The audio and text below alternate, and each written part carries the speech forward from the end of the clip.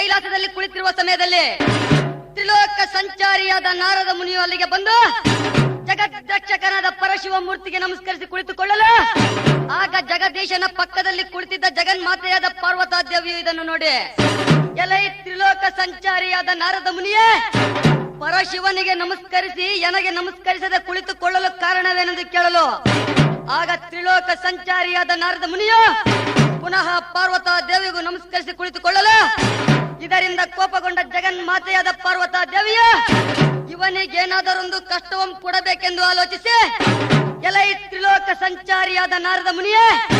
ನನ್ನದೊಂದು ವಚನವಿರುವುದು, ಅದನ್ನು ನೀನು ಪಾಲಿಸುವೆಯಾ ಎಂದು ಕೇಳಲು ಆಗ ನಾರದನು ವಚನ ಬಿಟ್ಟನು. ಆಗ ನಮ್ಮ ಜಗನ್